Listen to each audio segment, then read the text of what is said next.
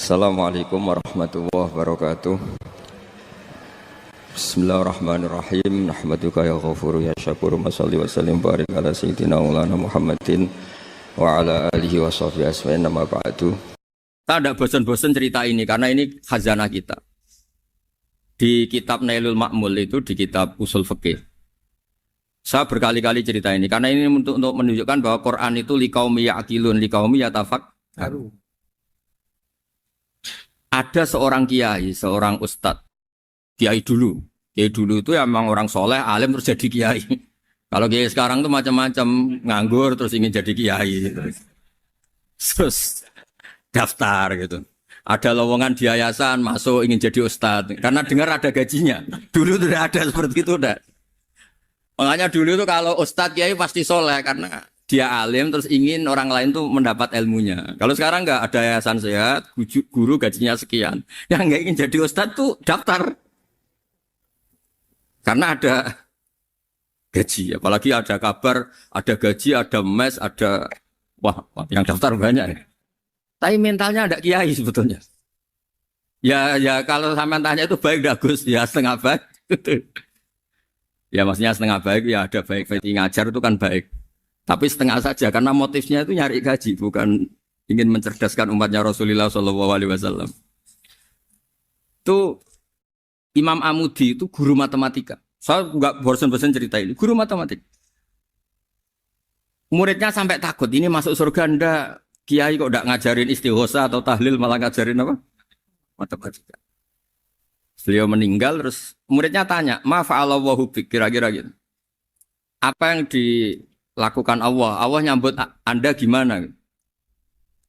Terus kata Imam Amudi, bagus saya disuruh ngajar malaikat. Karena malaikat kan tidak pernah kayak anak bagi gini ngaji gini. Malaikat itu tidak pernah ngaji, dia iman saja karena tahu surga, tahu neraka terus iman gitu aja. Jadi imannya malaikat itu nggak keren kita. Imannya loh. Loh itu yang ngendikan Nabi loh, tidak saya. Nabi pernah tanya sama sahabat, iman yang paling keren siapa? Jawabannya sahabat malaikat. Ya enggak karuan malaikat iman. Dia yang tahu surga neraka, tahu segalanya masa ada imannya pasti iman lah katanya. Terus ya para sahabat engkau iman ya wajar kan menangi saya, nemuin saya.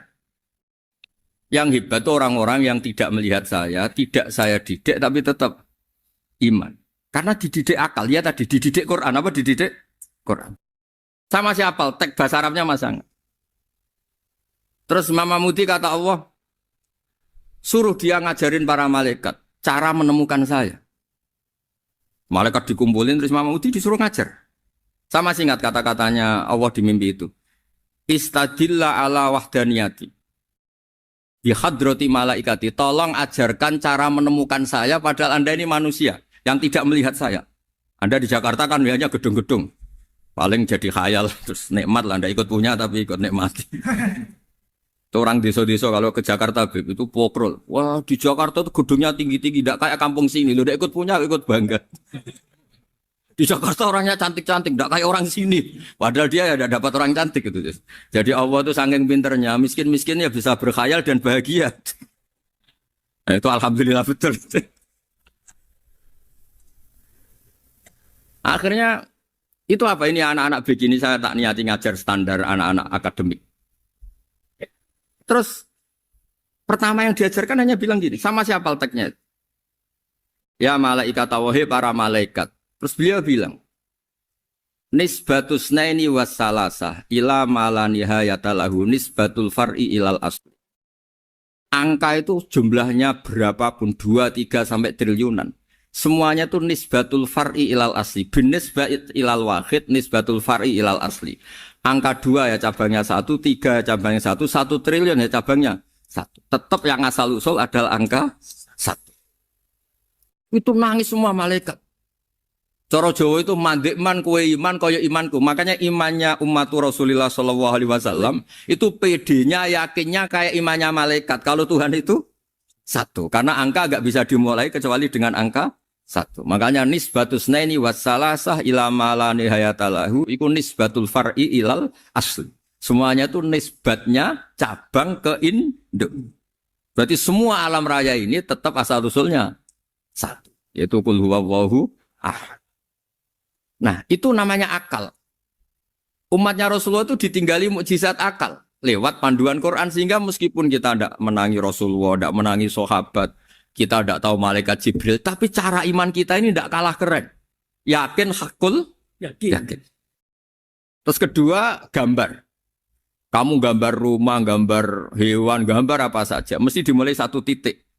Entah gambar kamu bagus, entah jelek, tetap dimulai satu titik. Nah, titik ini namanya nuktotul wujud. Semua alam raya dimulai dari satu titik, yaitu nuktotil wujud. Makanya Quran dimulai bismillah, dan bismillah itu dipilih sama Allah pakai pertama ba itu ada titik. Itu kata semua ulama, itu titik itu singkatan dari bi kana makana wa bi yakunu mayakun. Karena saya semuanya ada. Bi itu karena saya. Jadi makanya santri-santri beki tidak usah bayangkan kamu jadi wali terus bisa terbang ke Mekah, tidak usah. Kalau terbang ke Mekah ya sudah umroh aja bayar. Kalau enggak ya maklaran KBH atau apa. Pokoknya cari gratis. Ya gratis kan ya. Dapat orang 10 gratis. Satu. Terus orang enggak umroh-umroh dirayu-rayu supaya umroh. Repot. Itu pelanggaran fikih itu. Kalau orang punya utang itu wajibnya nyaur utang dulu gitu. Wah repot. Saya itu juga sering bingung di kampung-kampung. Gus sama umroh. Kenapa? Dapat gratisan. Minta uang saja buat nyaur utang. Enggak boleh. Wah, secara fikih yang wajib itu nyaur utang bukan umroh. Enggak boleh Gus diminta uang, enggak boleh, harus umroh. Udah gitu saya ini bingung Gus mau umroh. Enggak nikmati. Kenapa? Disuruh ngajar Gus. Repot semua kalau ibadah mergawi ya gini bingung semua. Ya saya mohon anak-anak BK semuanya yang seneng Quran itu harus seneng sampai kayak saya sehingga tahu. Mencari Tuhan dengan cara tauhid yang berbasis akal. Itu sedzahir imannya malaikat. Jika di klasmen iman itu manusia ulul ilmi, kita-kita yang nekuni ilmu itu nomor 1 prakteknya. Karena nomor 1 itu Allah karuan kan, syahidah Allah kan gak tertandingi, syahidah wa annahu la ilaha illallah, terus wal malaikatu. Malaikat kan karuan karena langsung menyaksikan surga, dan ketiga apa? Wa ulul ilmi. Berarti prakteknya kan nomor 1. Kalau kompetitornya semuanya manusia, ulul ilmi nomor berapa? 1 kan? Nah nomor 3 kan dari Allah, malaikat, ulul ilm. Berarti kalau kompetisinya antar manusia nomor berapa? 1 kan? Nah kenapa ulul ilmi di nomor 3 kan tapi dari Allah, malaikat, ulul. Kerennya kayak apa? Karena cara iman ulul ilmi itu enggak ada ragunya sama sekali. Kamu ragu enggak kalau 2 itu cabang dari 1, asalnya 1? Enggak pernah kan ragu kan? Semua gambar seruat apapun dimulai dari 1 titik. Ragu enggak? Enggak kan? Nah, imannya umatnya Nabi karena dipandu oleh Quran itu seyakin itu, sehakul yakin itu. Nah, itu terus Jubair bin itu jadi iman. Am khuliqu min ghairi syai'in am humul khaliq. Terus kata Allah lagi, kalau kamu tidak percaya saya yang bikin langit bumi ya gampang dong. Kamu saja yang ngomong kalau kamu yang bikin. Paling orang sepakat kamu stres. Terus hanya ayat gitu, am khalaqus samawati wal ardh. Kalau kamu tidak yakin Allah yang bikin, ya silahkan Anda klaim saja kalau kamu yang bikin langit bumi.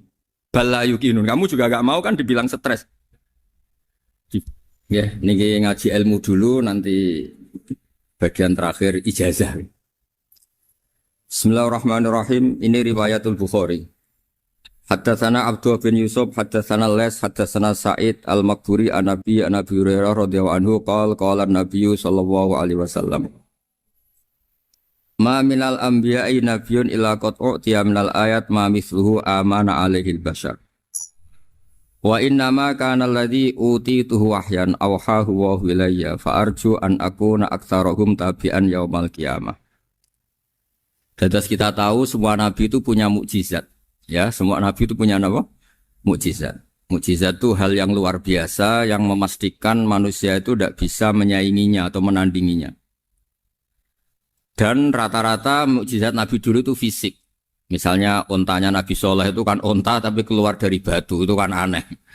Aneh sekali. Atau tongkat Nabi Musa bisa simsalabim mengeringkan laut apa? Merah. Semua Nabi itu punya mukjizat dan semuanya berbentuk fisik. Kecuali mukjizatul Rasulullah Shallallahu Alaihi Wasallam itu berupa Al-Quran.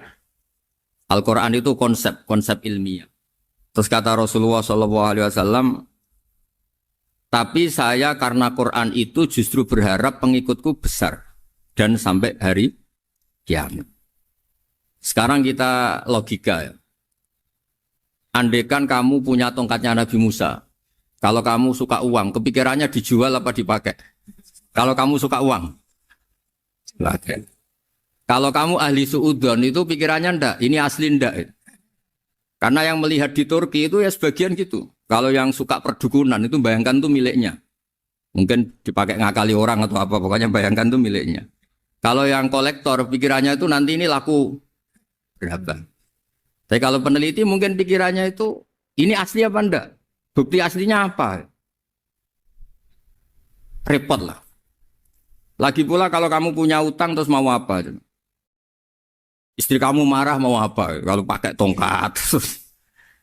Nah, beda dengan mukjizatnya Quran itu semuanya apa? Ilmiah. Orang yang sedang harmonis dengan istri bisa pakai ayat di antara ayat-ayat Allah itu apa? Wa ja'ala bainakum mawaddatan warahmah. Nanti kalau ditakdir cerai, saya tidak menyarankan cerai. Kalau ditakdir cerai, itu masih dimotivasi sama Allah wa iyyatafarraqa yughnillahu kullam min sa'ati. Jika suami istri itu cerai, jangan-jangan suaminya dapat istri lebih baik, istrinya nanti dapat suami lebih baik. Jadi yang masa lalunya ada keprahara. Kan banyak orang suaminya meninggal ketika nikah lagi ditanya, kangen sama suami pertama, alhamdulillah ini lebih baik. Padahal suaminya yang meninggal itu berharap istrinya ini kangen, ternyata dia sudah syukur dapat suami yang lebih baik. Jadi Quran itu menunggui kita ila yaumil qiyamah.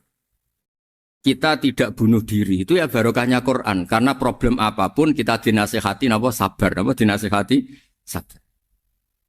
Kan nggak mungkin kamu pegang tongkatnya Nabi Musa, punya masalah apa saja ngelihat tongkat, bisa apa tongkat. Tapi kalau Quran kan nasihat, solusi. Makanya Nabi berharap dengan Quran ini, saya berharap pengaruh saya, pengikut saya terbanyak ila yaumil qiyamah. Terus beliau dikomentari begini sama, ini Fathul Bari, sarahnya Bukhari. Al-muradu anna mu'jizatil anbiya inqaradat binqiradi a'sorihim.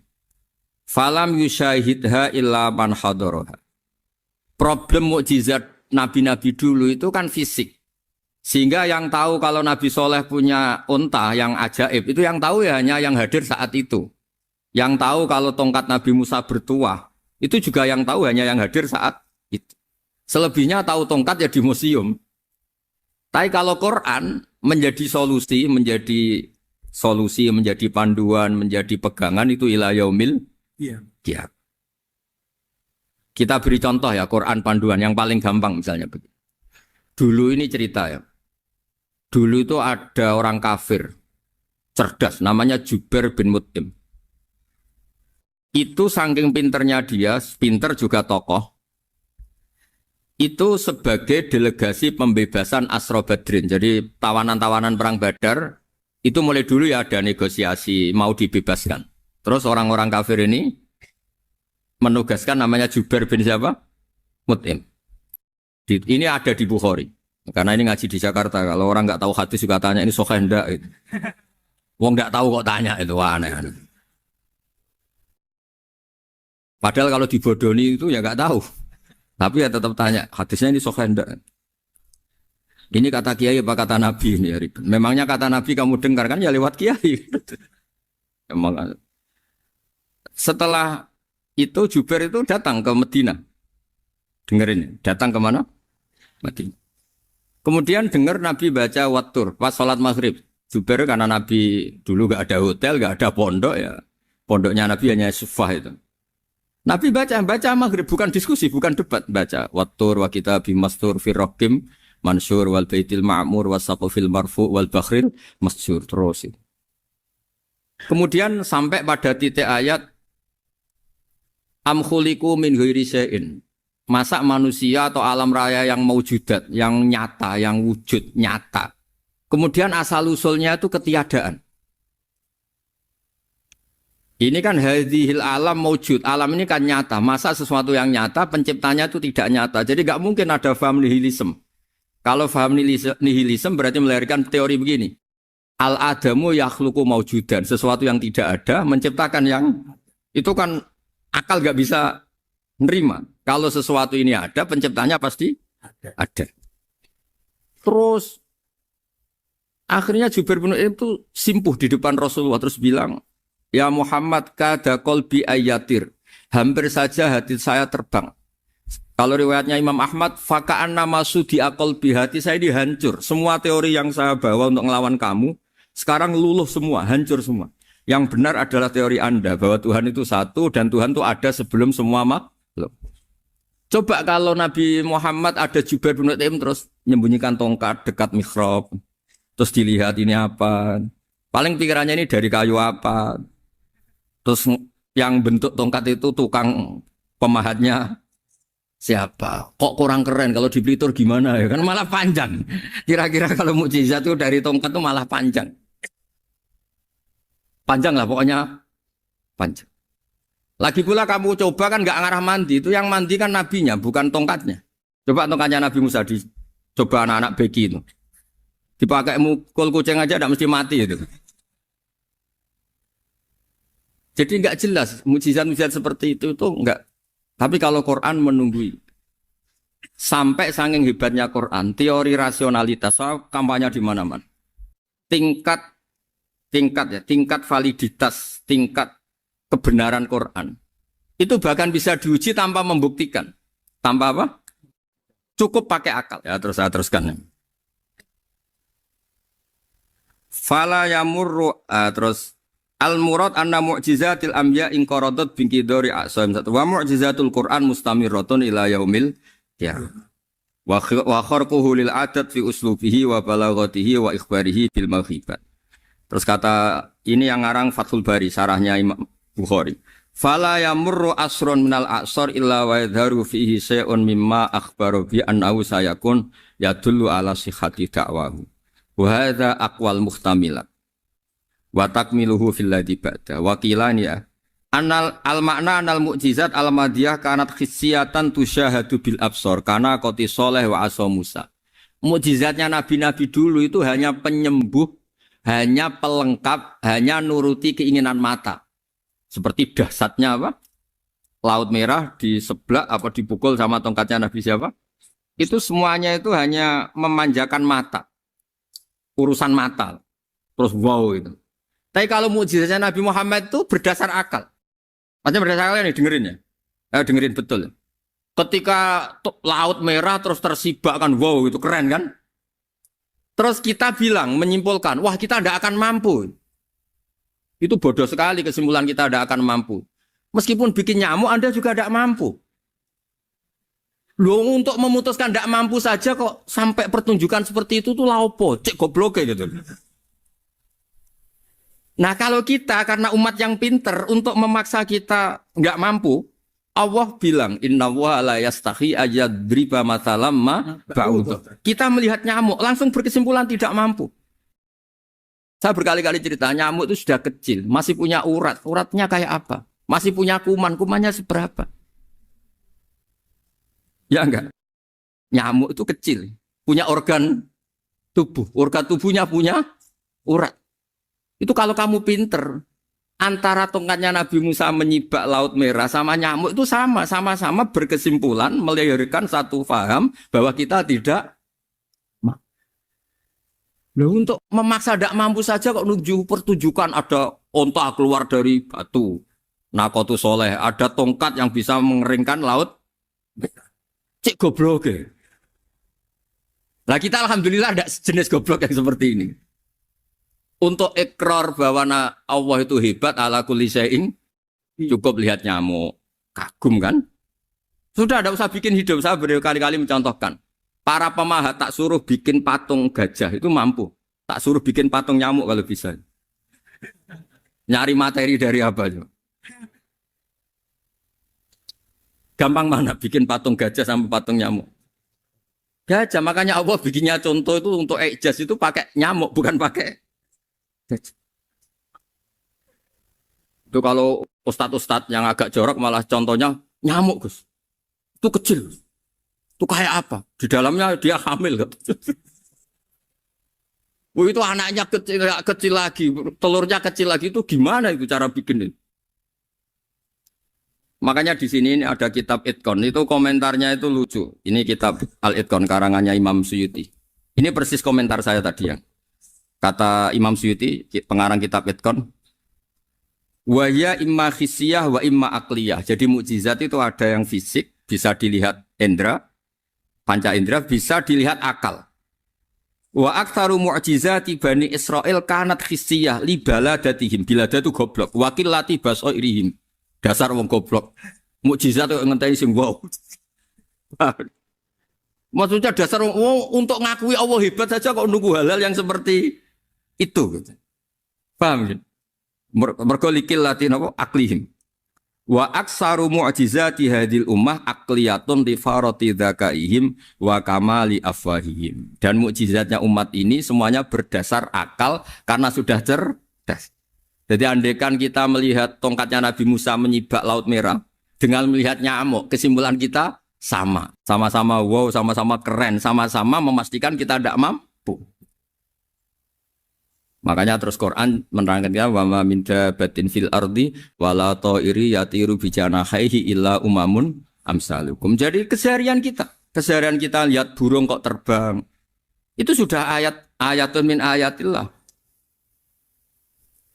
Paham ya? Dados niki kudu bangga ditunggoni napa Quran, nggih ditunggoni napa Quran. Wa mu'jizatul Quran tusyahadu bil basirah fayakunu mayattabi'u li ajlihi aksar. Terus li annal ladzi yusyahadu bi ainir ra'si yang qaridu bingkiradi musyahidi. Sesuatu yang tampilan dahsyatnya itu disaksikan mata, maka itu bisa habis. Era tongkat Nabi Musa seperti itu habis enggak? Bisa mengeringkan Laut Merah habis kan? Tapi era mukjizatnya Quran ila yaumil qiyamah.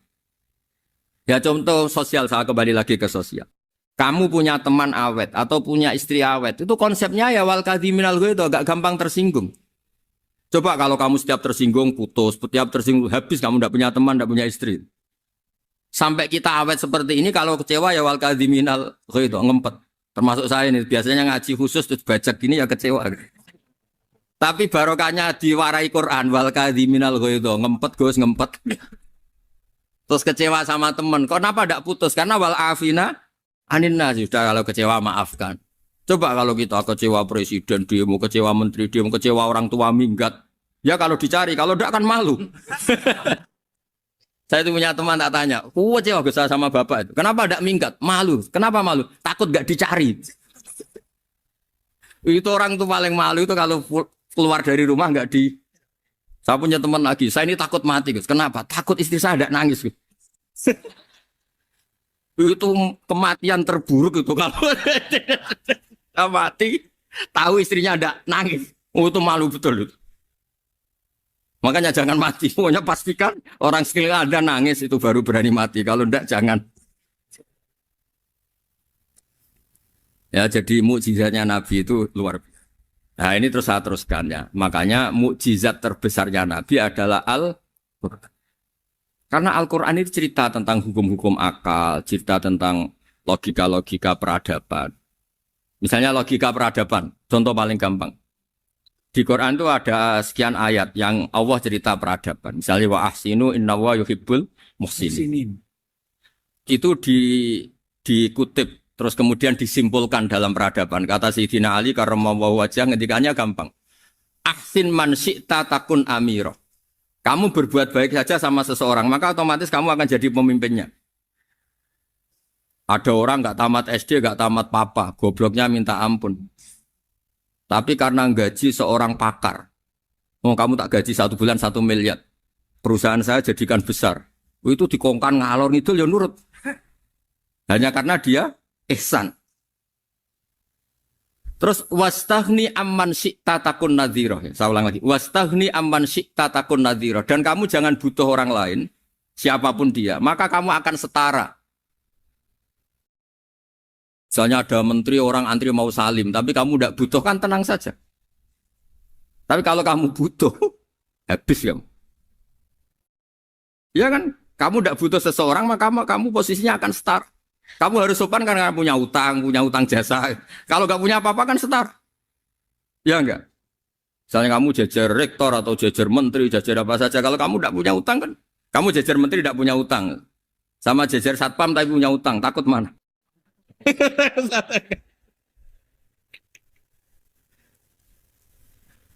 Kalau butuh itu mesti kalah kan? Ada pejabat misalnya nggak begitu cantik sama perempuan cantik yang kamu butuh ingin dicintai takut mak. Padahal nggak jelas orang ini pangkatnya apa. Gak jelas. Jadi dalam hukum sosial itu kata Sidin Ali wastahni aman syi'ta takun nadhira. Kamu jangan butuh seseorang maka kamu akan setara. Terus yang terakhir wahtas ilaman syi'ta takun asiro. Asiro pakai sin. Dan silahkan butuh seseorang maka kamu akan jadi budak dia.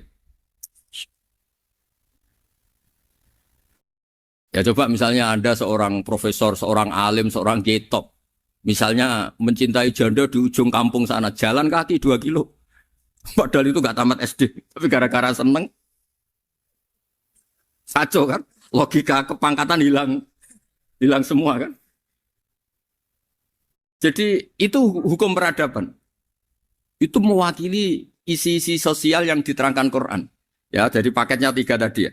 Ahsin man syi'ta takun amiro. Kamu berbuat baik sama seseorang maka kamu bisa memimpin.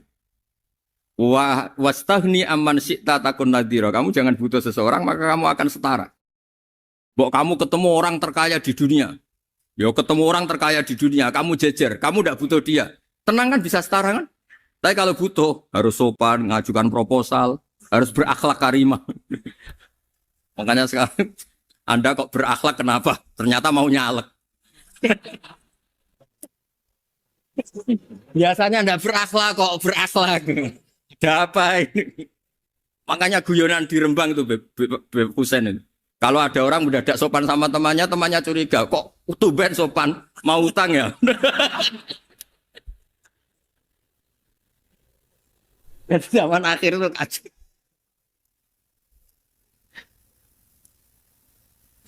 Ya di semua daerah gitu ya sama Pak Rektor ya. Kalau ada teman biasanya nggak sopan kok sopan. Itu temannya curiga. Ini Pak Rektor UI ikut kaji. Kok tumben sopan? Ada apa ya? Karena di mana-mana orang butuh itu pasti beretika. Kamu punya teman paling berdua. Kalau mau utang berakhlak gak? Atau misalnya kamu punya adik cantik terus punya teman berdua. Kalau cinta adik kamu berakhlak gak? Biasanya nggak sama sekali gak berakhlak. Gara-gara butuh menjadi berakhlak. Ya jadi hukum sosial itu ya kuncinya 3 tadi. Ahsin man syi'ta takun amira. Wastahni amman syi'ta takun nadhira. Terus wahtas ilaman syi'ta takun asira. Kalau kamu butuh seseorang pasti kamu dibikin hina. Asir itu tawanan. Nah, Quran itu bicara sosial itu lengkap. Dan itu yang nunggui kita. Kita punya tetangga yang kurang baik, ya seneng. Punya tetangga baik, ya seneng. Kata Imam Syafi'i, saya berkali-kali cerita. Kok seneng semua Imam Syafi'i? Ya bagus lah. Kalau yang seneng saya enak lah. Dijak jagongan, dijak ngopi enak. Yang nggak seneng saya, gak ngarah utang.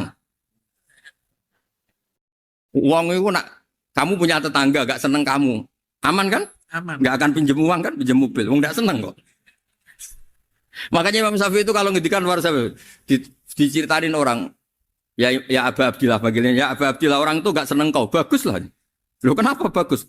Waman asa'a ilaika faqad atlaqaka. Orang yang enggak seneng kamu maka membebaskan kamu. Enggak akan pinjam uang, pinjam mobil, enggak akan ganggu waktu kamu kan enggak seneng. Justru yang seneng-senengi masalah pinjam terus. Imam Syafi'i itu orang yang anggap dunia itu selesai. Ada yang cerita, ya Aba Abdillah, orang yang tadi cium tangan engkau, yang hormat engkau di luar maki-maki engkau, ngerasain engkau, ngata-ngatain engkau. Ya bagus lah. Kok bagus gimana? Berarti saya wibawa, di depan saya tidak berani. Berarti saya wibawa, di depan saya tidak berani. Berarti itu makomnya sudah kulillah, sumadarhum fi khawdihim, ya labun, sudah dunia itu selesai, sudah agak penting semua. Nah itu kalau kamu anak-anak bagi ahli Quran, sudah ayatnya kulillah, sumadarhum fi khawdihim, ya labun, sudah lihat Allah saja agak penting, makhluk-makhluk itu. Dah makhluk semua agak penting, sepenting Allah. Nah kita ini ditunggoni mukjizat seperti itu. Bayangkan misalnya kita ditunggoni tongkatnya Nabi Musa. Saya ngajar di sini terus ini tongkat. Terus nanti yang tanya, Gus itu kayu apa Gus? Nanti yang kolektor tanya itu harganya berapa Gus? Ruwet apa?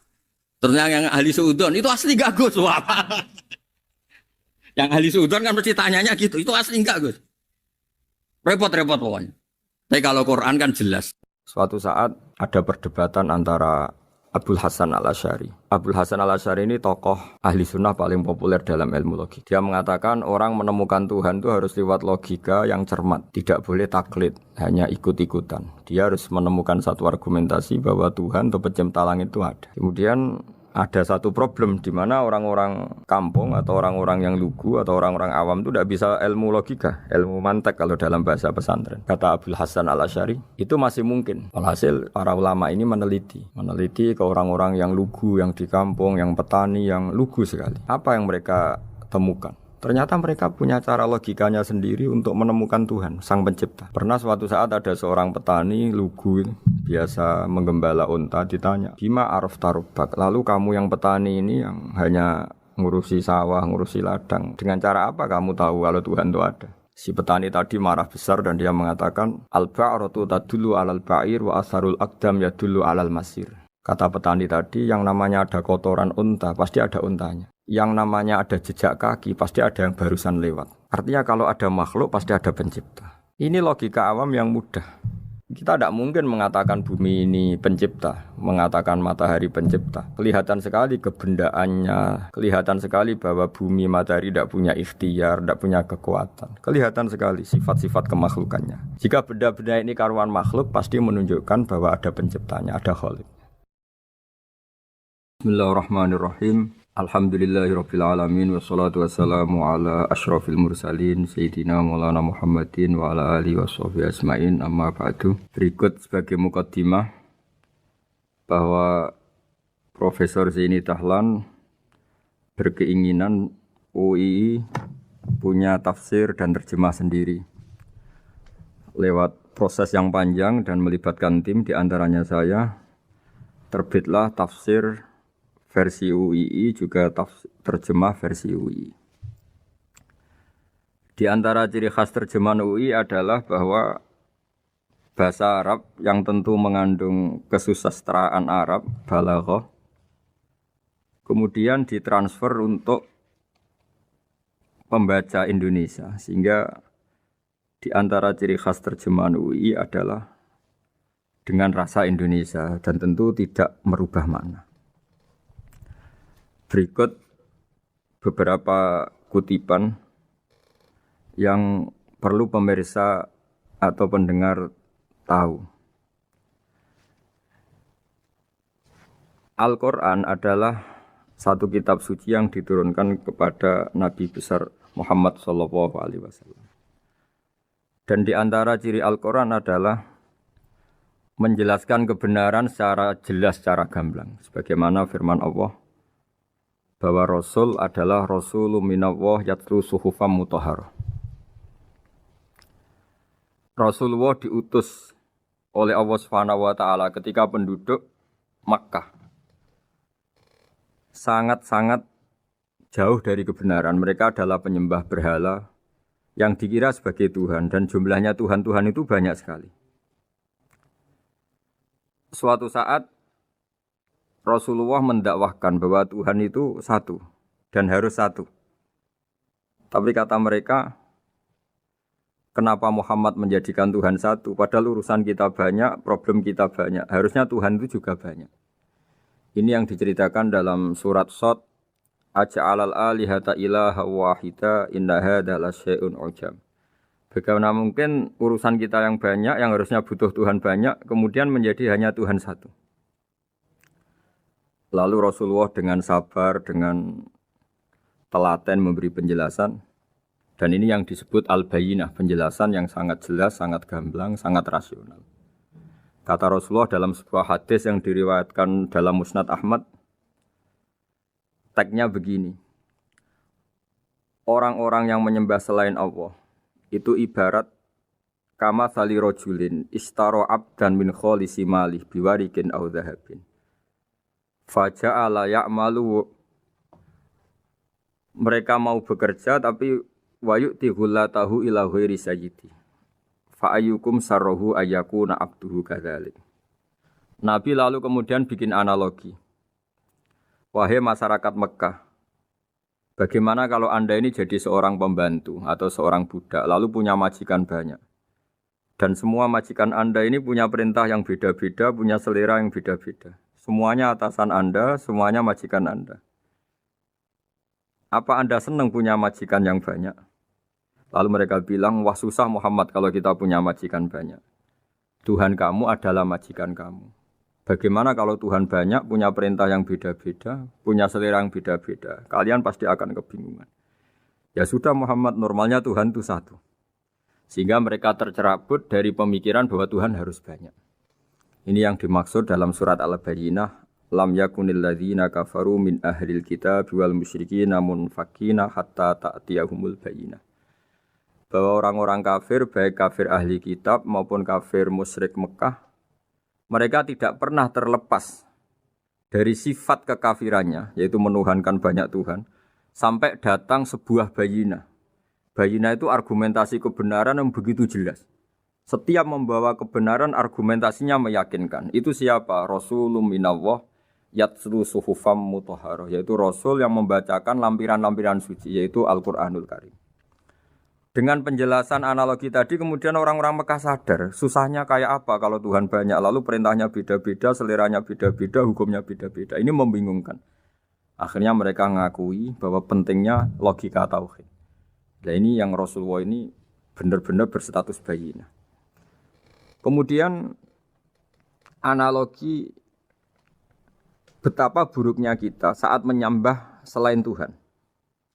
Lalu Rasulullah mencontohkan sebagaimana yang saya kutip tadi dari Musnad Ahmad. Misalnya Anda punya pembantu atau zaman dulu budak. Anda beli dari harta kamu, dari uang kamu. Kemudian budak ini kerja. Yang ngasih makan kamu, yang fasilitasi kamu, toko milik kamu, semua milik kamu.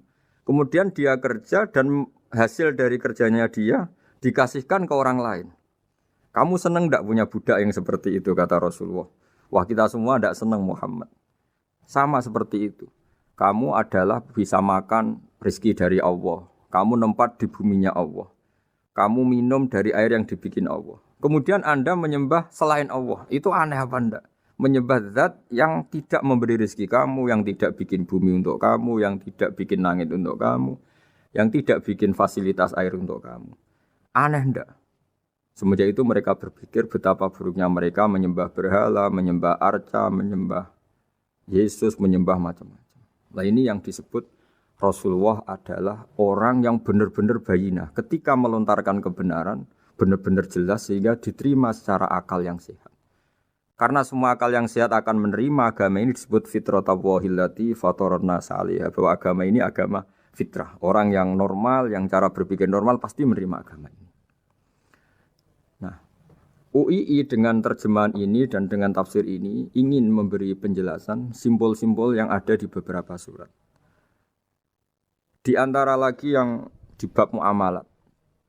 Betapa Rasulullah itu punya logika yang benar-benar mudah diterima. Dulu orang Arab dalam bab muamalat jual beli biasa menjual kurma masih kecil, masih belum jelas jadi kurma yang baik apa enggak. Kalau istilah orang Jawa masih pentil ini. Kalau bahasa Arab qobla buduwi solahiha. Calon buahnya itu belum pasti jadi buah. Kemudian masih bunga, masih apa sudah dijual. Dengan transaksi, asumsi, harga andekan sudah jadi kurma. Kalau dalam Jawa mungkin jual mangga sebelum tua masih pentil, masih kecil. Lalu kata Rasulullah, kamu jangan melakukan itu. Kenapa ya Rasulullah padahal kita butuh uang? Kata Nabi, Ara'aitum in mana Allahu as-samra fa bima yastakhillu ahadukum mala akhi. Bagaimana kalau buah-buah yang masih kecil itu kemudian berguguran karena satu musim atau karena apa? Lalu kamu mendapat uang itu atas nama apa? Yang dikatakan tijarah adalah muawadhah. Pembeli dapat barang, kamu dapat uang. Lalu kalau barang yang ada enggak menjadi buah yang baik, Anda menerima uang itu atas nama apa? Rasulullah secara haru, secara mengingatkan nurani kita dengan redaksi fabima yastahillu ahadukum mala akhi. Lalu kamu mendapat uang saudara kamu atas nama apa? Kalau atas nama buah, mereka belum mendapat buah. Akhirnya ada kesadaran bersama bahwa sebaiknya kita menjual sesuatu itu yang pembeli ya dapat barangnya, yaitu dalam konteks ini buah yang sudah layak dijual, kita dapat uangnya. Ini lagi-lagi Rasulullah al-Bayyinah, sekali memberi penjelasan begitu jelas. Ketiga misalnya di bab jinayat, di bab hukum pidana. Rasulullah kalau bikin logika itu begitu jelas, mudah diterima. Misalnya begini, suatu saat Rasulullah bersabda, Al-qatil wal maktul finnar. Orang yang membunuh dan yang dibunuh sama-sama di neraka. Tentu dalam konteks saling bunuh yang dalam kezaliman. Lalu sahabat janggal. Ya Rasulullah, oke lah kalau pembunuh itu masuk neraka. Ini bagaimana mungkin yang dibunuh pun masuk neraka? Rasulullah dengan jelas, dengan bayinah, dengan hujjah, beliau menjawab, innahu kana harison ala qatli sahibihi.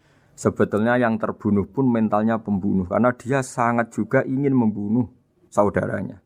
Nasibnya saja yang menjadikan dia terbunuh. Hanya sahabat tahu, oh ya ternyata maktul dalam konteks duel adalah mentalnya qatil juga. Sehingga karena mentalnya qatil dia tetap di neraka. Meskipun prakteknya dia menjadi maktul yang terbunuh. Nah ini yang dimaksud oleh Allah bahwa Rasulullah ini bisa menghilangkan tradisi kemusyrikan, bisa menjungkir balikkan, menghancurkan kemusyrikan karena Rasulullah bisa menjelaskan secara detail hatta ta'tiyahumul bayyinah. Bayyinah adalah Rasulun minallah yatslu suhufam mutahharah. Jadi ini yang insyaallah sebagai kajian kita bahwa kita butuh sekian penjelasan untuk mengenang dan membuktikan bahwa Rasulullah adalah benar-benar al-bayyinah. Dari sekian contoh tadi, pendengar bisa tahu betapa agama ini mudah diterima oleh akal. Sehingga di beberapa ayat disebut agama ini liqaumi ya'qilun, liqaumi yatafakkarun. Agama ini bagi kaum yang bisa berpikir, agama ini bagi kaum yang mau berangan-angan. Dulu untuk menghilangkan kemusyrikan dengan logika kafir Mekah bahwa urusan kita banyak, harus Tuhan banyak. Itu panjang sekali. Di antaranya ada ayat yang spesifik tentang itu. Daraballahu mathalan rajulan fihi syuraka mutasyakisuna wa rajulan salamal lirrajul. Hal yastawiyani masalah. Allah membuat satu perumpamaan yaitu di surat Daraballahu mathalan rajulan fihi syuraka di surat Zumar ayat 29. Allah membuat satu perumpamaan bagaimana andaikan Anda jadi seorang pembantu atau asisten. Lalu Anda punya majikan banyak yang seleranya beda-beda. Kemudian dibanding misalnya Anda jadi pembantu dengan satu majikan yang akhlaknya baik, komitmennya baik. Anda milih mana? Lalu orang-orang kafir Mekah menjawab, Muhammad tentu kita milih punya majikan satu yang baik. Kalau majikannya banyak kita jadi repot. Lalu mereka kata Rasulullah, ya sudah kalau gitu Tuhan kamu satu saja jangan banyak, kalau banyak jadi repot. Terus mereka baru tersadar bahwa menuhankan Tuhan banyak itu salah dan resikonya lebih banyak. Ini disebut munfakina hatta ta'tiyahumul bayyinah. Mereka orang-orang musyrik enggak mau tercerabut dari akar kemusyrikannya sampai datang al-bayyinah. Sebuah bukti kebenaran yang begitu jelas, begitu nyata. Siapa kebenaran itu? Rasulun minallah yatslu suhufam mutahharah. Yaitu Rasulnya Allah yang membaca lampiran-lampiran suci. Lampiran-lampiran suci ini dalam bahasa Arab diikutkan wazan isim maf'ul disebut mushaf. Makanya kitab suci ini ditulis di sohifah. Kalau dalam bahasa Arab lampiran itu sohifah, dijamakkan kata jamaknya suhuf. Kemudian ketika dicetak, dijilid disebut mushaf.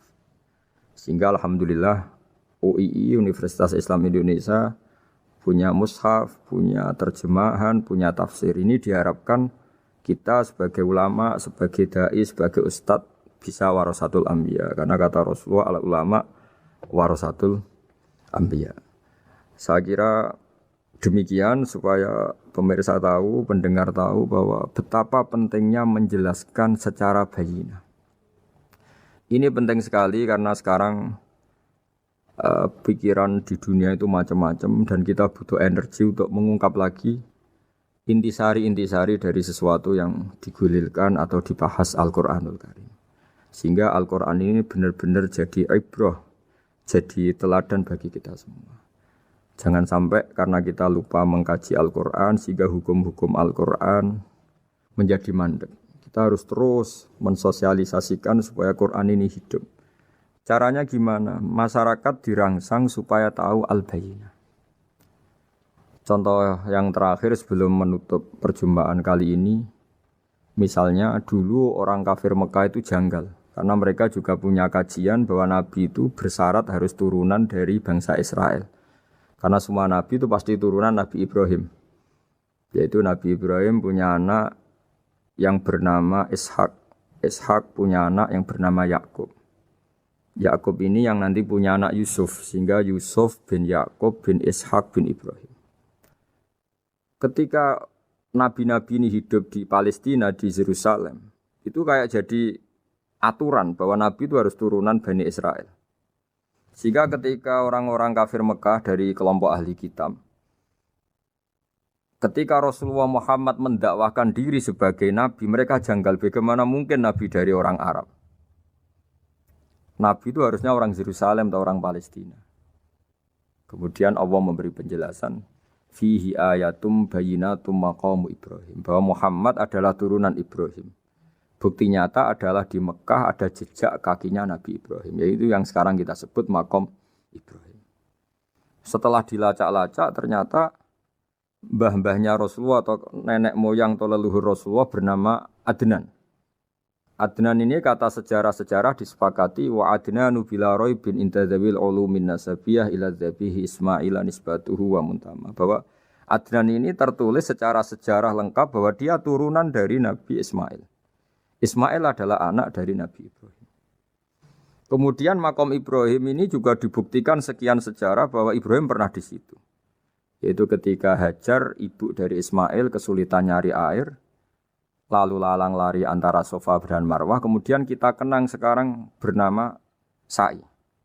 Kemudian dekat Ka'bah ada namanya Hijir Ismail, karena dulu jadi kamarnya Nabi Ismail. Hijir, hujrah itu kamar atau ruang khusus untuk Nabi Ismail. Sehingga jelas sekali bahwa Ibrahim, Ismail, Hajar pernah hidup di Mekah. Lalu lagi-lagi orang kafir Mekah yang dari kelompok ahli kitab sadar bahwa Muhammad jadi Nabi layak karena dia juga turunan dari Ibrahim alaihis salam. Ini yang disebut fihi ayatum bayyinatum maqamu Ibrahim, bahwa di kawasan Mekah, kawasan Bakkah atau kawasan Hijaz jelas sekali ada jejak-jejak Nabi Ibrahim. Lagi-lagi ini bayyinah.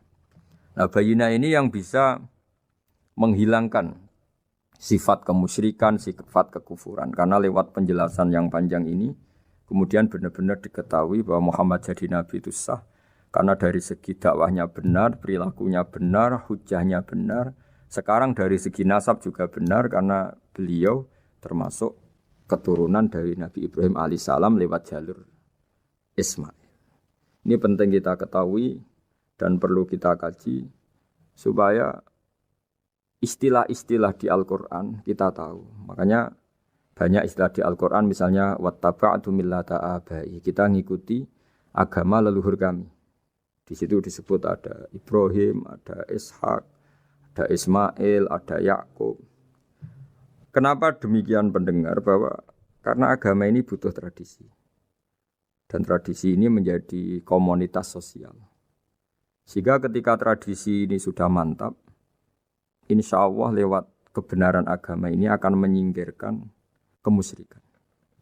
Contoh paling mudah begini, Nabi itu melarang orang menyembah batu. Tapi kemudian dalam tradisi Islam sendiri ada orang sholat kemudian sujud. Yang secara zahir sujud itu mencium batu atau mencium masjid tempat kita sujud. Apalagi kita mencium Hajar Aswad. Secara kasat mata seakan-akan kita ini menghormati betul Hajar Aswad. Sehingga orang kafir mencibir.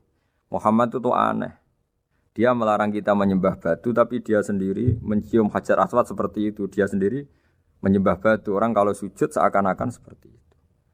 Tapi lewat penjelasan Nabi bahwa kita sujud hanya kepada Allah. Kita kalau sujud baca sajadah wajhililladzi khalaqahu wa sawwarahu wa syaqqa sam'ahu wa basarahu bihaulihi wa quwwati fatabarakallahu ahsanul khaliqin.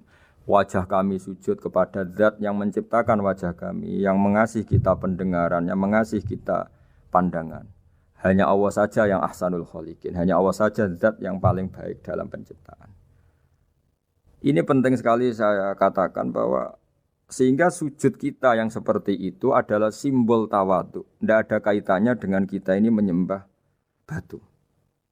Sehingga kita tradisikan ke anak-anak saat sujud baca subhana rabbiyal a'la wa bihamdi. Kita ajarkan mereka bahwa semua selain Allah adalah ciptaan Allah.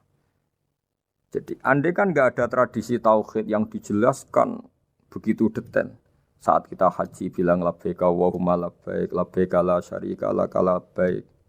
Innal hamda wan ni'mata laka wal mulka la syarika lak. Ya. Setiap kita haji mengitari Hajar Aswad kita bilang nikmat semua dari Allah. Enggak ada syarik bagi Allah, enggak ada mitra bagi Allah, enggak ada sekutu bagi Allah. Sehingga karena ini kita maklumatkan, kita kumandangkan. Meskipun umat Islam itu mencium Ka'bah, mencium Hajar Aswad, enggak akan disalahpahami ini bentuk penuhanan kepada Hajar Aswad atau kepada Ka'bah. Karena kita ungkapkan innal hamda wan ni'mata laka wal mulka la syarika lak. Enggak ada syirik, enggak ada mitra bagi Allah. Sehingga dari sekian talbiyahnya Rasulullah kita tahu ini bentuk pemaklumatan tauhid. Bahwa tauhid harus dikumandangkan lewat kalimat-kalimat thayyibah, lewat pemikiran-pemikiran logika hujjah bahwa Tuhan pasti satu dan yang jadi Tuhan hanya Allah Subhanahu wa taala. Karena andekan ini tidak dikumandangkan, kemudian ada ritual yang secara lahir kasat mata nyium Hajar Aswad, nanti seperti tuduhannya orang kafir bahwa Islam itu aneh melarang menyembah batu, tapi nyatanya ada ritual mencium batu. Sebab itu tidak menjadi aneh ketika Imam Bukhari termasuk rawi besar, termasuk hadis sahih yang meriwayatkan Sayyidina Umar atau Umar radhiyallahu anhu. Itu setiap mencium Hajar Aswad beliau berkomentar, saya tahu betul kamu hanya batu. La tadurru wa la tanfa. Tidak memberi madarat, tidak memberi manfaat. Kalau saja saya tidak melihat Rasulullah mencium kamu, maka saya tidak mau mencium kamu. Dulu di era itu ada momentumnya. Kenapa sih Umar radhiyallahu anhu atau sahabat Umar susah-susah memberi penjelasan seperti itu? Karena dulu masih ada salah paham bahwa mencium batu itu identik dengan misalnya menuhankan batu atau mendewa-dewakan batu. Sehingga Umar berutuh memberi penjelasan. Sayyidina Umar memberi begitu penjelasan detail bahwa kamu hanya batu yang tidak mandoroti, tidak manfaat. Tapi secara tradisi sunnah Rasul kamu dicium, ya saya ikut mencium. Ini penting sekali penjelasan-penjelasan seperti ini, maklumat-maklumat seperti labbaik Allahumma labbaik, sehingga semua ritual Muslim tidak disangka atau tidak disalahpahami sebagai pemuja materi. Lagi-lagi penjelasan yang detail ini disebut al-bayyinah. Rasulun minallah yatslu suhufam mutahharah. Kemudian ayat berikutnya disebut fiha kutubun qayyimah, bahwa dalam kitab suci Al-Qur'an itu banyak aturan-aturan atau catatan-catatan yang begitu lurus, begitu benar.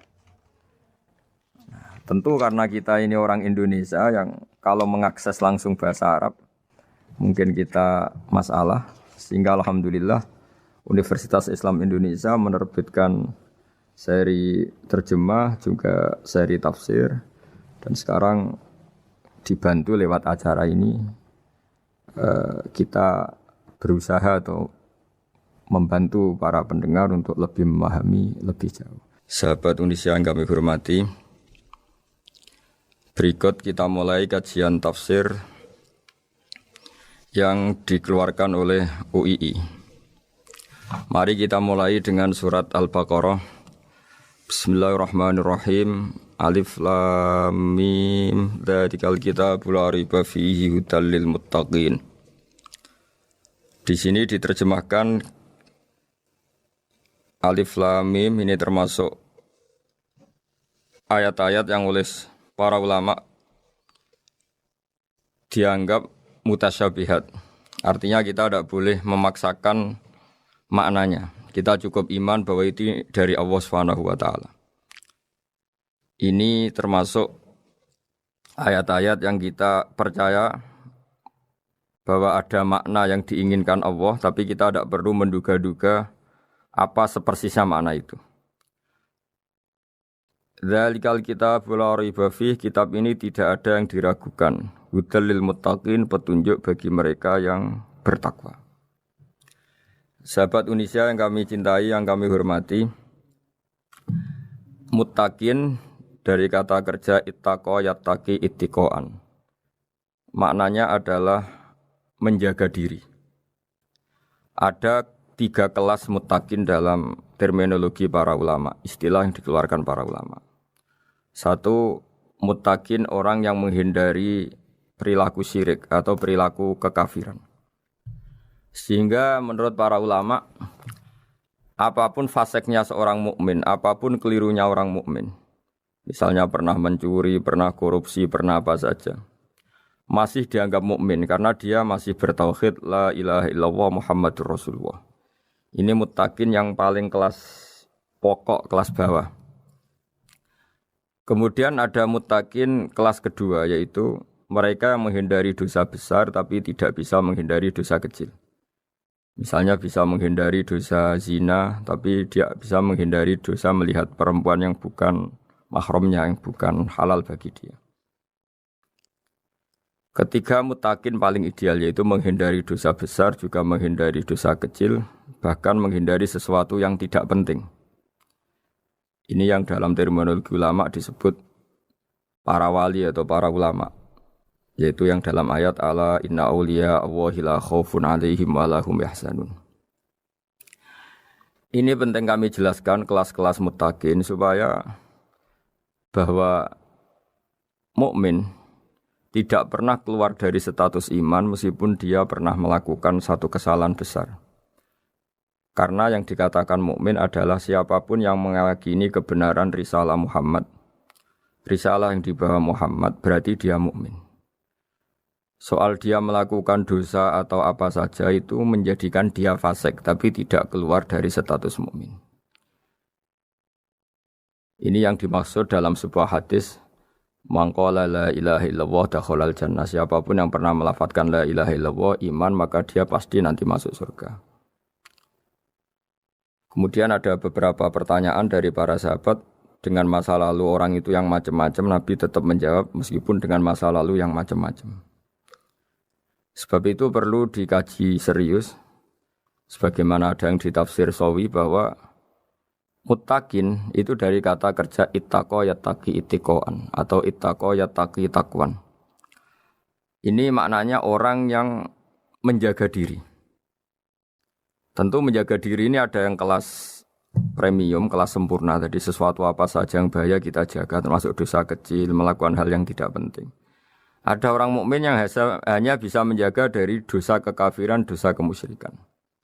Ini pun dengan segala kesalahannya masih ada kemungkinan dimaafkan Allah.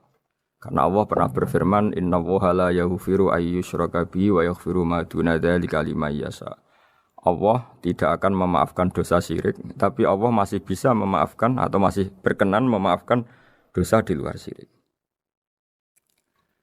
Kemudian yang perlu dimengerti oleh sahabat Indonesia adalah makna la raiba fihi. Ini yang perlu kami ungkap, bahwa Al-Quran ini tidak ada keraguan padanya.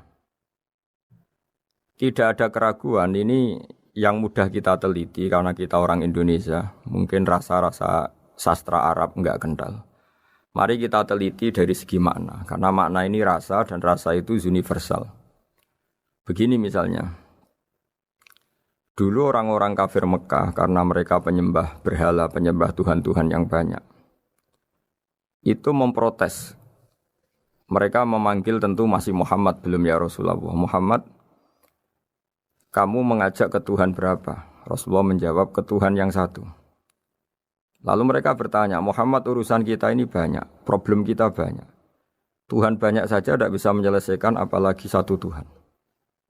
Ini yang diceritakan dalam sebagian ayat disebut, Aja'alal alihata ilaha wahida inna hadza lasyai'un ujab. Bagaimana mungkin Tuhan itu satu? Harusnya Tuhan itu banyak karena urusan kita banyak. Lalu Rasulullah dengan bimbingan Tuhan, bimbingan Allah mendatangi mereka, kemudian Nabi menjelaskan, Tuhan itu adalah ketua kalian, Tuhan itu adalah pimpinan kalian. Bagaimana kalau Anda jadi pembantu kemudian punya majikan banyak, punya penguasa banyak, punya tuan banyak. Kemudian semua tuan-tuan Anda ini memerintahkan Anda dengan perintah yang beda-beda. Apa kalian mau punya majikan atau pimpinan yang banyak? Mereka menjawab tidak Muhammad. Terus mereka akhirnya sadar bahwa problem Tuhan banyak itu tentu lebih sulit, lebih problem. Karena nanti perintahnya beda-beda, keinginannya beda-beda. Mereka akhirnya tersadarkan bahwa sebaiknya atau seharusnya memang Tuhan itu satu. Jadi Rasulullah SAW menjelaskan logika bertauhid itu dengan sekian variasi, dengan sekian logika. Kemudian Nabi kedua juga menjelaskan logika kompetisi. Kata Nabi yang karena bimbingan Allah diberi satu pengertian. Andai kan Tuhan itu 2 atau 3, kemudian berebut dalam tahta arsy atau tahta yang di alam raya ini. Sebagaimana lazimnya para penguasa. Maka pasti ada yang menang, ada yang kalah. Dan yang kalah tentu gak layak sebagai Tuhan. Ini yang disebut wala ala ba'duhum ala ba'd. Tentu kalau Tuhan itu banyak, mereka akan berkompetisi, akan bertarung. Dan pasti pemenangnya ya satu, karena memang layak jadi Tuhan tetap satu. Sadarlah bahwa orang-orang kafir Quraisy, orang-orang kafir saat itu sadar pentingnya bertauhid. Ketiga, Nabi juga menjelaskan tauhid secara ilmu logika. Begini para pendengar. Kalau dalam teori ilmu tauhid yang agak jelimet dijelaskan begini. Jika ada 2 Tuhan, maka alam raya ini enggak menjadi alam. Logikanya adalah 2 Tuhan ini bisa kamu katakan sama-sama kuat. Ketika sama-sama kuat kemudian ingin menciptakan langit. Yang satu ingin menciptakan bumi, yang satu menolak menciptakan bumi misalnya. Atau yang satu ingin menciptakan langit, yang satu menolak ingin menciptakan langit. Kemudian ternyata bumi ini terbukti wujud. Logika awam adalah yang berhasil menciptakan bumi berarti Tuhan. Yang gagal atau kudrohnya gagal, kemampuannya gagal tidak bisa menciptakan bumi, gagal menjadi Tuhan. Ini logika awam. Logika ini pun kita terima. Tapi kalau menurut logika ahli tauhid, ahli pakar-pakar logika, cara berpandangan begini. Ketika Anda mengatakan ada 2 Tuhan yang sama-sama kuat, kemudian terbukti yang satu mampu menciptakan bumi, yang satu tidak.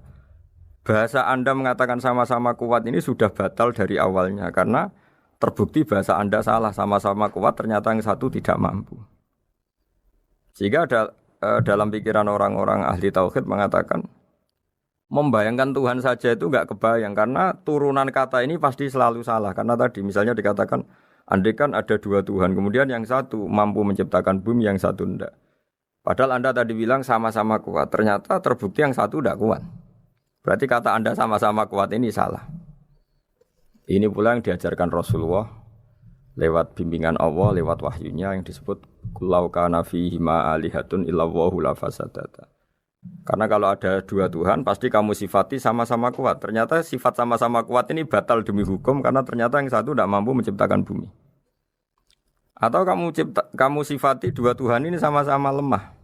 Itu tidak mungkin lagi karena ternyata bumi ini terbukti wujud. Pasti penciptanya ini tidak yang sangat kuasa.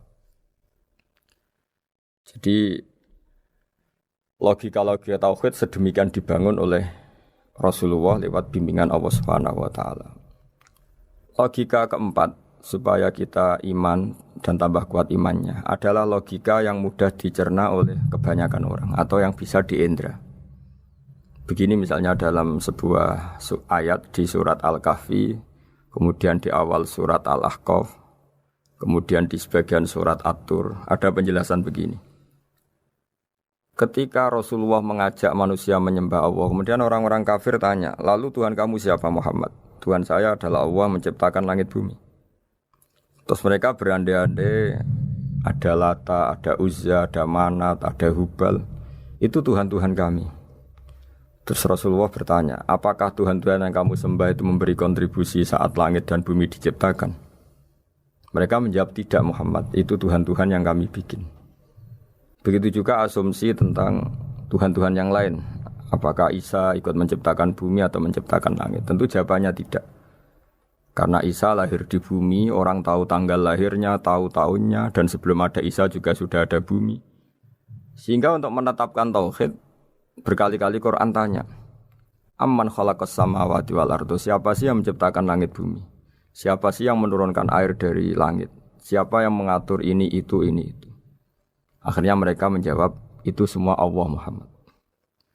Begitu juga kemungkinan setan misalnya. Setan itu fisik atau makhluk atau apa saja yang tidak kita lihat. Kemudian setan itu lewat rayuannya, lewat tipu dayanya ingin disembah.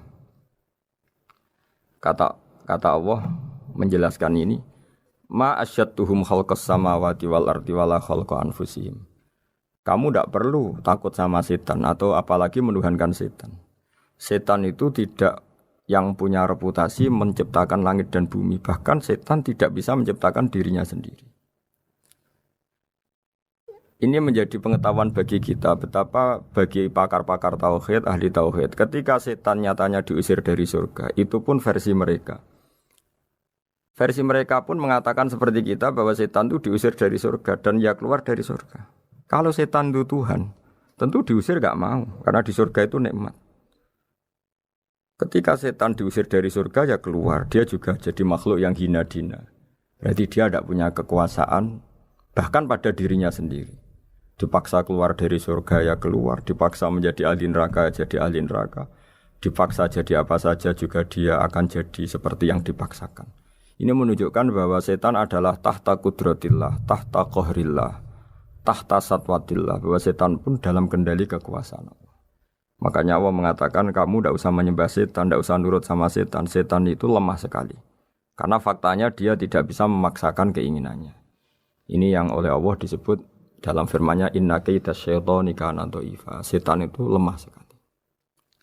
Ini perlu saya sampaikan ke para pendengar Unisia bahwa bertauhid itu ada sekian logika. Logika kelima adalah logika orang awam. Awam sekali. Suatu saat ada perdebatan antara Abul Hasan al-Asy'ari. Abul Hasan al-Asy'ari ini tokoh ahli sunnah paling populer dalam ilmu logika. Dia mengatakan orang menemukan Tuhan itu harus lewat logika yang cermat. Tidak boleh taklid, hanya ikut-ikutan. Dia harus menemukan satu argumentasi bahwa Tuhan atau pencipta langit itu ada. Kemudian ada satu problem di mana orang-orang kampung atau orang-orang yang lugu atau orang-orang awam itu tidak bisa ilmu logika, ilmu mantek kalau dalam bahasa pesantren. Kata Abu Mansur, kata Abul Hasan al-Asy'ari, itu masih mungkin. Alhasil para ulama ini meneliti ke orang-orang yang lugu, yang di kampung, yang petani, yang lugu sekali. Apa yang mereka temukan? Ternyata mereka punya cara logikanya sendiri untuk menemukan Tuhan, Sang Pencipta. Pernah suatu saat ada seorang petani lugu, biasa menggembala unta, ditanya, Bima araf tarubak, lalu kamu yang petani ini yang hanya ngurusi sawah, ngurusi ladang, dengan cara apa kamu tahu kalau Tuhan itu ada? Si petani tadi marah besar dan dia mengatakan, Al-ba'ratu tadullu alal ba'ir wa asharul aqdam yadullu alal masir. Kata petani tadi, yang namanya ada kotoran unta, pasti ada untanya. Yang namanya ada jejak kaki, pasti ada yang barusan lewat. Artinya kalau ada makhluk, pasti ada pencipta. Ini logika awam yang mudah. Kita tidak mungkin mengatakan bumi ini pencipta, mengatakan matahari pencipta. Kelihatan sekali kebendaannya, kelihatan sekali bahwa bumi matahari tidak punya ikhtiar, tidak punya kekuatan. Kelihatan sekali sifat-sifat kemakhlukannya. Jika benda-benda ini karuan makhluk, pasti menunjukkan bahwa ada penciptanya, ada khalik. Dalam logika Bedui tadi, si Bedui tadi, kalau ada kotoran sapi, pasti ada sapinya. Meskipun sapinya sudah sekarang nggak terlihat, mungkin sudah jalan kemana. Sama, kalau ada jejak kaki, meskipun orang yang tadi lewat sudah kita nggak tahu, tapi kita pasti tahu, pasti ada yang lewat. Ini yang dimaksud dalam bahasa Arab, al-ba'ratu tadullu alal ba'ir, kalau ada kotoran sapi atau kotoran unta, pasti ada untanya. Wa atharul aqdam yadullu alal masir. Kalau ada jejak orang lewat, pasti tadi ada orang lewat. Nah, semua metode ini digunakan semua oleh Rasulullah. Logika yang bagi intelektual, logika bagi kaum awam, logika bagi kaum menengah. Ya tidak awam, tidak intelektual. Semuanya digunakan. Semuanya jadi media untuk memastikan bahwa logika tauhid ini logika pilihan. Logika yang benar-benar logika. Sehingga dalam banyak ayat disebut agama ini liqaum yaqilun, liqaum yatafakkarun. Bagi kaum yang bisa berpikir, bagi kaum yang punya akal. Lalu kemudian kami teruskan alladzina yu'minuna bil ghaibi. Ini kata ghaibi bukan kayak dalam bahasa Indonesia misalnya setan atau hantu disebut barang gaib. Kata ghaibi dalam bahasa Arab adalah perbandingan atau lawan kata dari al-musyahad yang bisa disaksikan langsung lewat indera. Kita orang mukmin iman bahwa surga ada, padahal kita tidak pernah melihat surga. Kita mukmin iman bahwa neraka ada, padahal kita belum pernah melihat neraka. Ini sesuatu yang maghoba anil absor, yang mata kita tidak melihat, fisik kita tidak menyentuh. Kita pun iman. Asal sesuatu itu mansus ya, dikatakan secara eksplisit oleh Quran dan hadis. Kalau dalam bahasa usul fikih disebut al-mansus. Ciri mukmin diantaranya adalah yang paling pokok alladzina yu'minuna bil ghaibi. Iman dengan sesuatu yang enggak kelihatan. Lalu kemudian para ulama cara pandang beda-beda. Bedanya bukan karena mereka bertentangan enggak, tapi ini menurut kelas rasa yang berbeda-beda. Bagi orang-orang sufi, Allah itu tidak bisa dikatakan al-ghaib, sesuatu yang enggak kelihatan. Karena Allah itu begitu jelas, az-zahir. Kata orang sufi, Allah itu zahir. Begitu juga dalam Asmaul Husna disebut Allah itu az-zahir, begitu jelas. Karena orang yang akalnya mapan, hatinya mapan, melihat satu lemari yang bagus, pasti langsung mensifati bahwa pembuatnya adalah orang yang hebat. Orang yang melihat mobil mewah atau pesawat yang canggih, pasti kepikiran pertama adalah pasti pembuatnya canggih. Sehingga eksistensi pembuat pesawat itu adalah orang hebat, itu langsung tertanam ketika melihat pesawat itu hebat. Bagaimana mungkin seseorang ragu akan kehebatan pembuat pesawat ketika melihat detail-detail pesawat? Pasti langsung kepikiran kalau pembuatnya itu hebat. Memutuskan bahwa pembuat pesawat hebat itu tidak harus ketemu yang membuat, juga tidak harus melihat. Tapi akal kita pasti meyakini pembuatnya itu hebat. Berarti keputusan menyimpulkan bahwa pembuatnya hebat adalah az-zahir begitu jelas. Begitu juga langit dan bumi, matahari semuanya tertata rapi. Air dengan fungsi manfaat yang sebegitu hebat, oksigen, semua tanaman, buah-buahan. Meskipun kita tidak pernah melihat Tuhan, tapi akal kita, nurani kita pasti berkeyakinan dan tahu betul pasti pembuatnya itu zat yang super hebat, super bijaksana. Sehingga dalam kategori ini Allah tidak bisa dikatakan sesuatu yang enggak tersentuh, yang enggak terjangkau. Allah itu az-zahir begitu jelas. Sehingga di antara Asmaul Husna disebut az-zahir. Sebab itu saya menganjurkan atau saya punya saran bahwa alladzina yu'minuna bil ghaibi itu contoh paling mudah itu kayak surga, kayak neraka. Kalau Allah sendiri itu az-zahir, mudah diketahui. Karena tadi orang yang melihat pesawat canggih pasti saat itu juga berkeyakinan dan itu pasti benar, pasti pembuatnya juga canggih. Nah, di sini disebut alam raya ini ayat, semuanya itu bukti kekuasaan Allah. Dalam syair-syair orang sufi masyhur sekali itu wa fi kulli syai'in lahu ayatun yadullu ala annahul wahidu. Setiap sesuatu kejadian di alam raya adalah bukti keesaan Allah, bukti eksistensi Allah Subhanahu wa taala. Sehingga dalam satu kisah normalnya orang itu paling tahu itu dengan dirinya sendiri. Karena dia adalah dia. Tapi kalau Imam Sibawai seorang pakar nahwu mengatakan a'raful ma'arif Allah. Di alam raya ini yang paling mudah dikenali itu ya Allah, pencipta. Karena andai kan kita sendirian di hutan, kemudian kita mulai punya akal. Kita mungkin tidak tahu diri kita ini siapa. Tapi setidaknya kita langsung menyimpulkan bahwa kita tidak bisa menciptakan diri kita sendiri. Ketika kita berkesimpulan tidak bisa menciptakan diri kita sendiri, pasti kita terus berkesimpulan ada di luar kita yang menciptakan kita. Nah, sebab itu kenapa sifat mencipta ini yang pertama kali dikenalkan oleh Allah kepada nabinya untuk dikenalkan kepada umatnya. Yaitu disebut Iqra bismi rabbikal ladzi khalaq. Muhammad, bacalah dengan nama Tuhanmu. Sifat Tuhan yang paling mudah dikenali oleh siapapun adalah sifat pencipta. Karena ketika seseorang yakin dia lahir sudah ada bumi, dia lahir sudah ada langit, dia pasti akan tahu bahwa dia ada penciptanya. Sehingga paling mudah mensifati Allah atau mensifati Tuhan adalah bismi rabbikal ladzi khalaq. Terus kemudian di antara ciri orang baik adalah wa yuqimunas shalat. Kemudian beriman kepada yang gaib, menegakkan salat. Kata menegakkan adalah dari kata menjaga aturan-aturan atau sesuai aturan-aturan salat. Kita tahu dalam salat ini ada beberapa syarat yang harus dipenuhi. Misalnya harus wudu, harus suci di tempat yang suci. Terus ada syarat-syarat dalam internal salat, dia harus baca Fatihah, harus tumakninah, macam-macam. Itu eksistensi definisi salat. Kemudian kata berdiri juga diartikan para ulama, eksistensi sholat harus diketahui secara publik, secara sosial.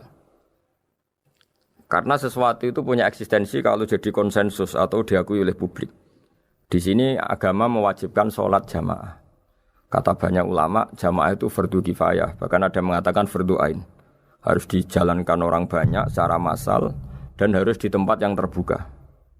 Sehingga kata para ahli fikih, andaikan ada orang jamaah di dalam rumah tidak diketahui oleh banyak orang, belum mencukupi atau belum menggugurkan kewajiban jamaah. Sehingga eksistensi sholat harus diketahui secara publik. Sehingga dulu Rasulullah itu kalau sholat ya di masjid dan masjidnya terbuka. Sampai sekarang kita pun menyaksikan semua umat Islam kalau sholat di masjid yang terbuka. Sehingga dunia non-muslim pun tahu bahwa dalam Islam ada ritual, ya, ada ibadah yang bernama sholat. Hikmah kedua dengan cara terbuka seperti ini, sholat itu menjadi gak pernah rubah mulai zaman Nabi sampai kiamat. Dengan tradisi jamaah berarti kaifiyah atau cara sholat itu permanen.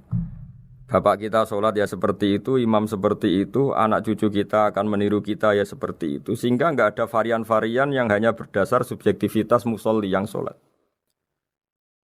Taruh saja kita misalnya jadi seorang sufi yang baru takut sama Allah atau baru usul kalau dalam bahasa sufi.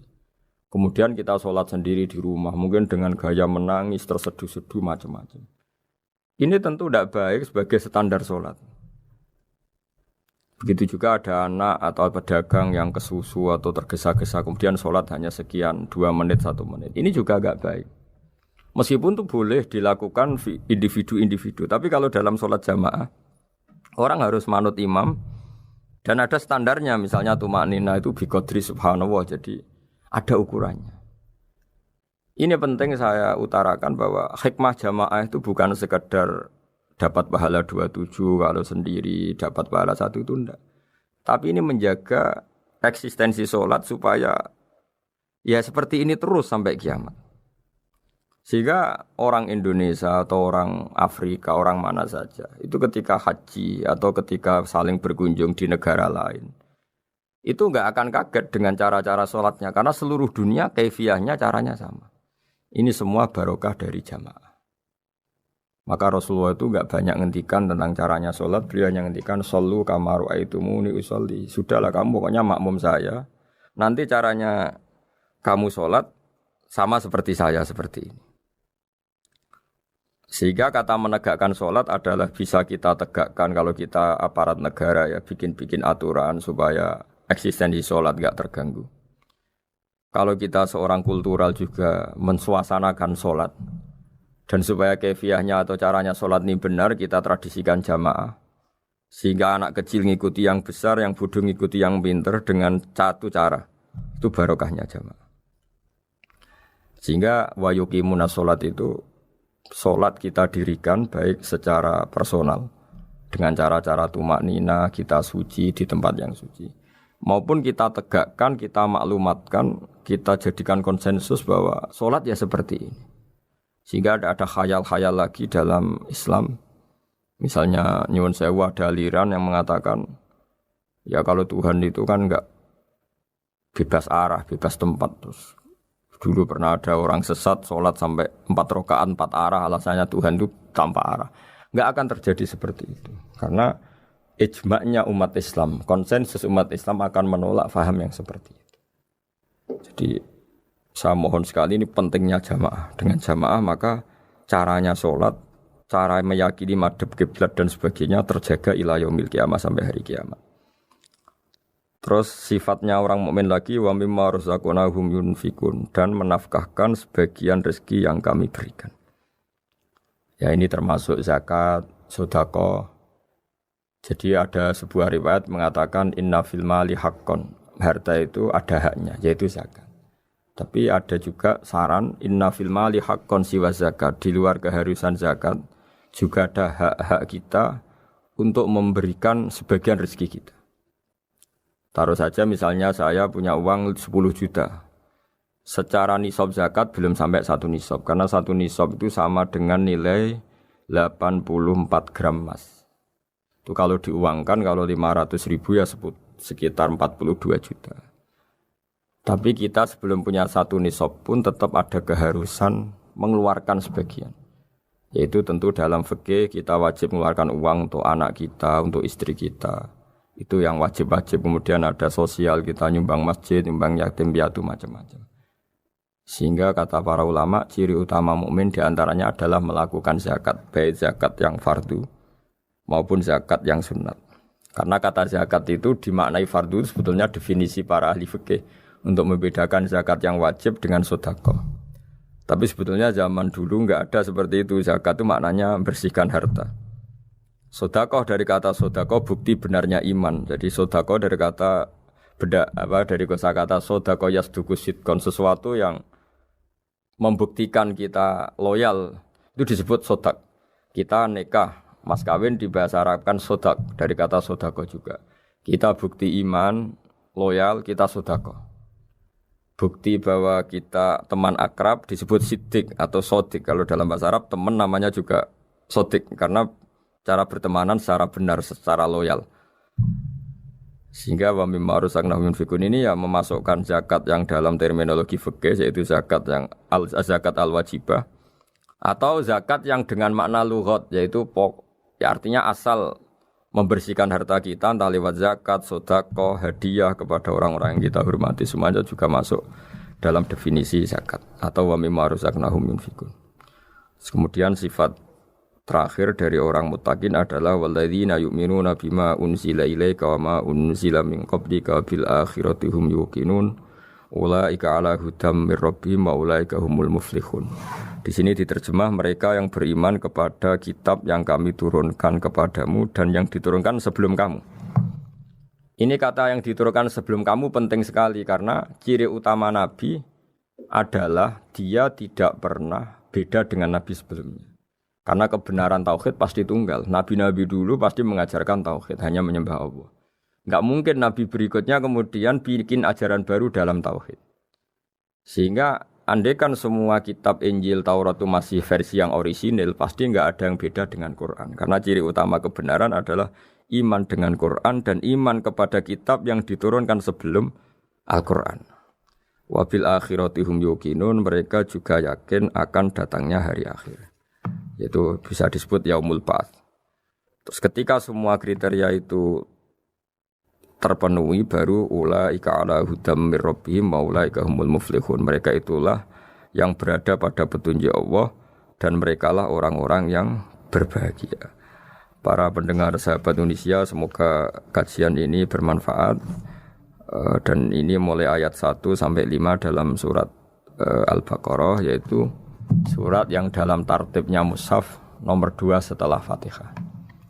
Jadi kalau dalam ulumul Quran disebut ada surat yang berdasar nuzulul Quran, yaitu surat Iqra, kemudian Muddatsir. Ada urutan surat yang berdasar tartibul mushaf, yaitu yang kita punyai sekarang, yaitu Fatihah, terus Baqarah dan seterusnya. Dan urutan-urutan ini pun sesuai petunjuk Rasulullah SAW. Saya kira demikian. Mohon maaf atas semua kesalahan. Wassalamualaikum warahmatullahi wabarakatuh.